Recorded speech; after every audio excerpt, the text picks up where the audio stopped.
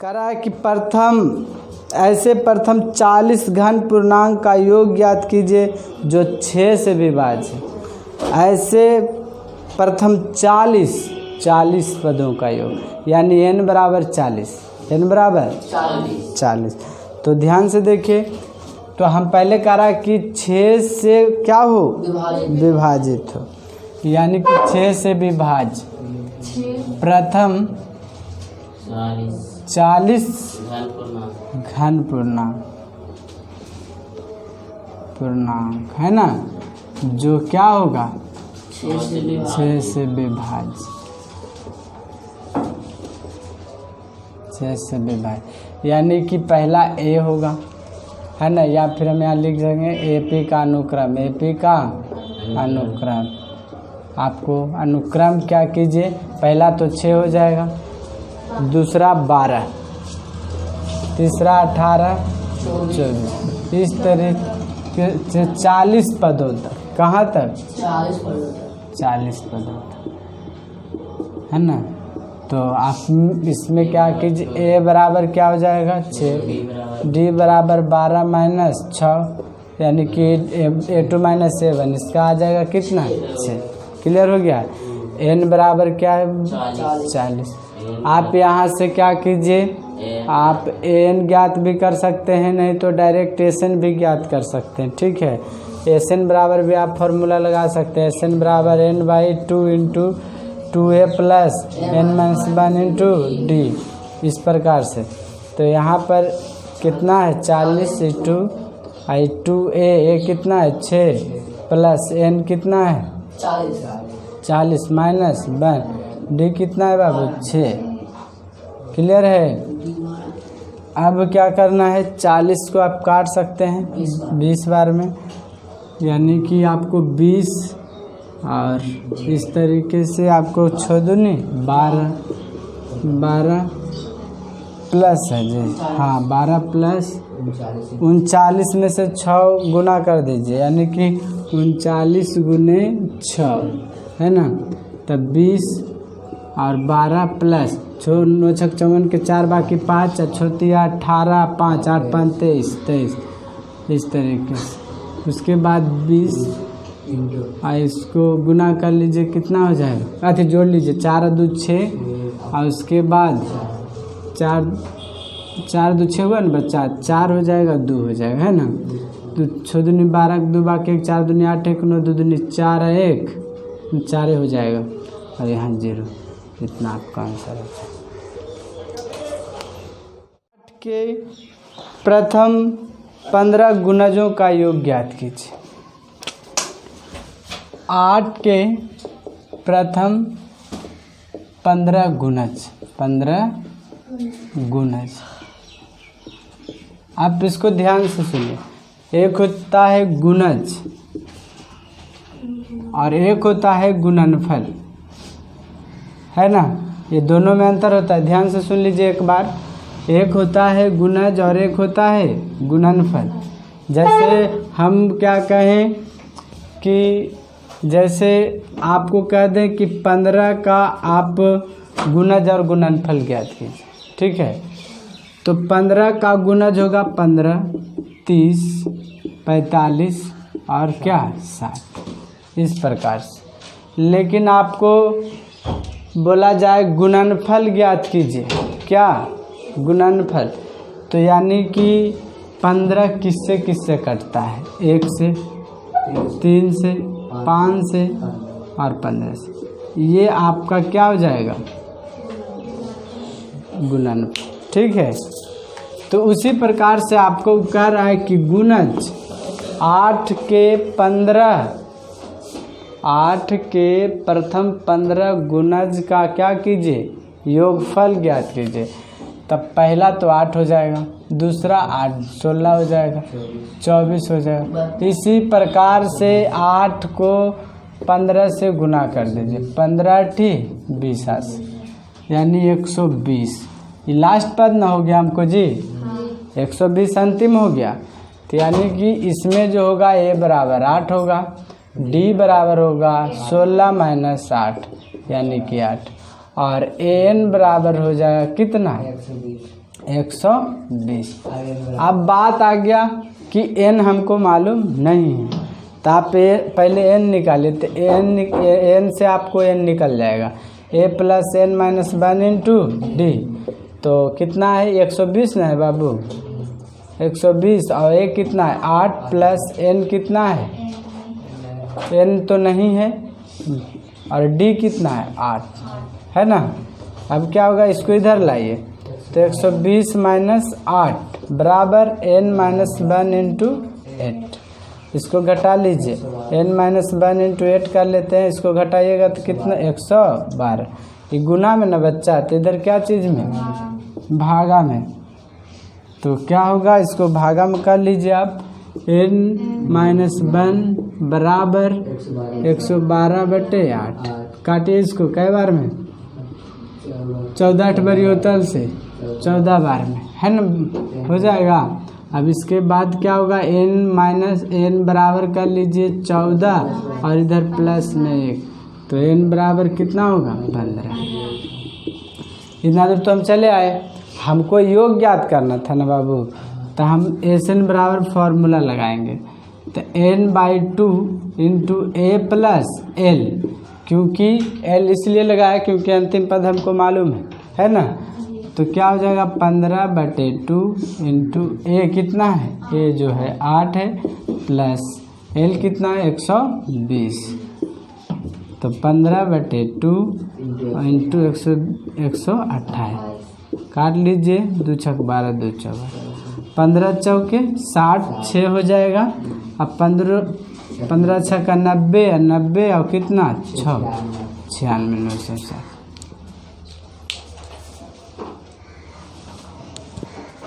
Zero और 50 के बीच विषम संख्याओं का योग ज्ञात कीजिए। 0 से 50 के बीच, यानी कि दो संख्या होता है, एक सम संख्या और एक विषम। सम संख्या वो होती हैं जो 2 से पूरी पूरी विभाज्य होती हैं, यानी कि 2 4 6 8 0, क्लियर है, यानी 10 12 जो भी आप कर सकते हैं।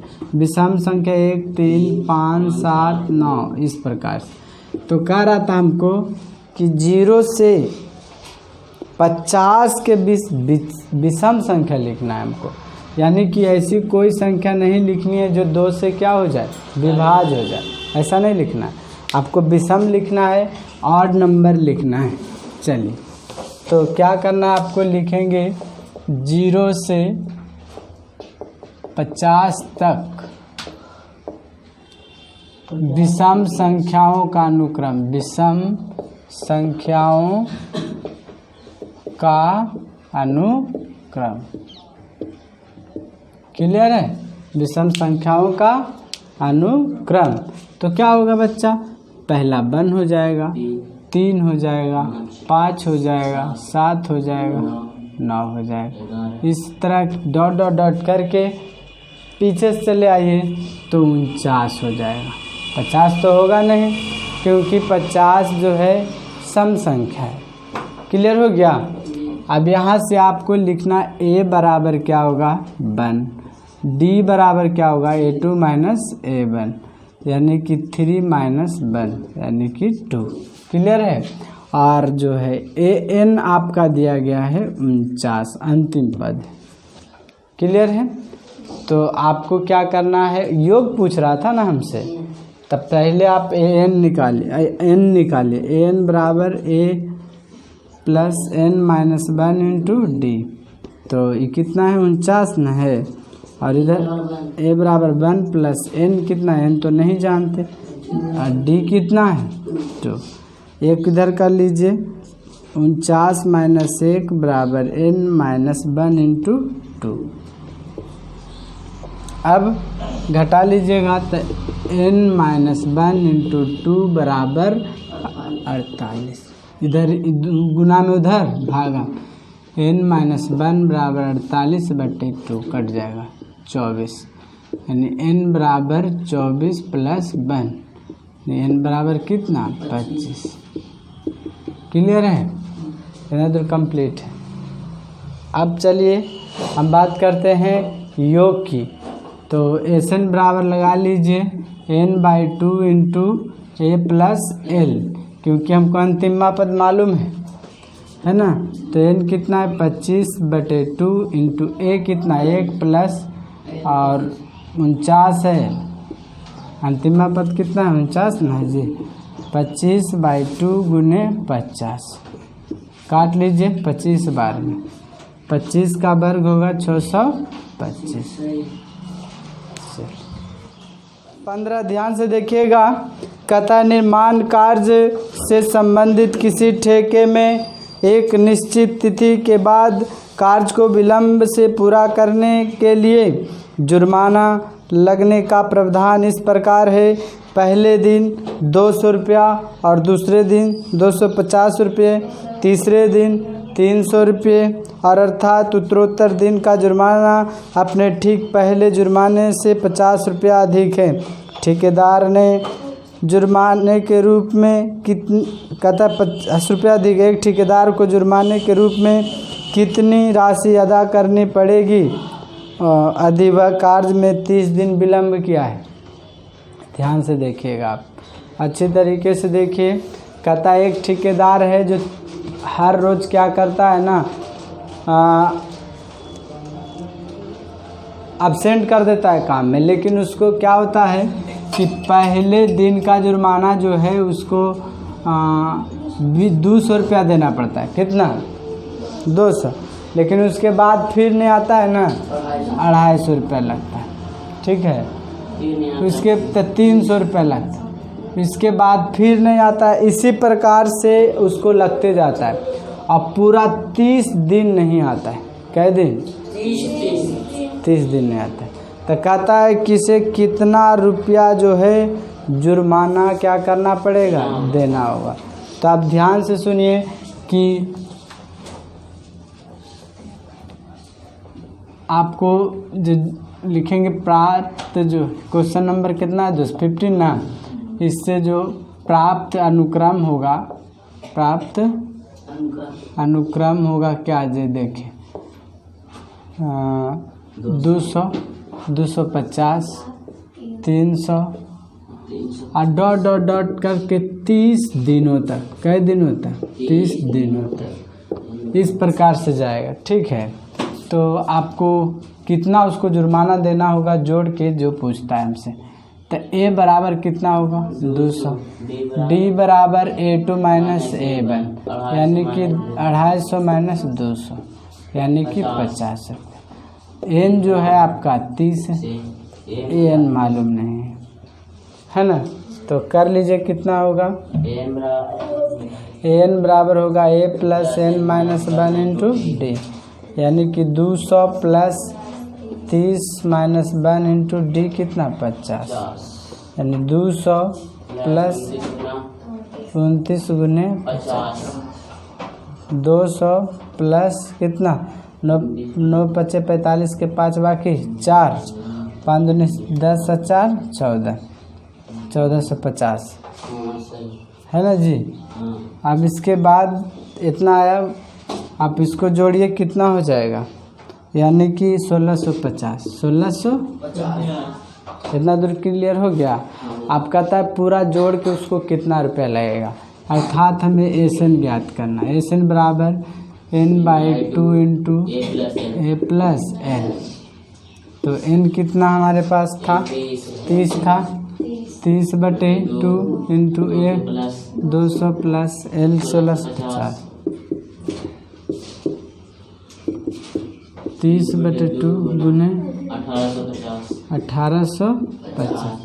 काट लीजिए 2 नमा 18, 2 दूनी 4, 2 पचे 10, 0 5 या 15 के 5 बाकी 1, 3 दूनी 6 1 7 और 9 तिया 27 है ना जी। क्लियर हो गया।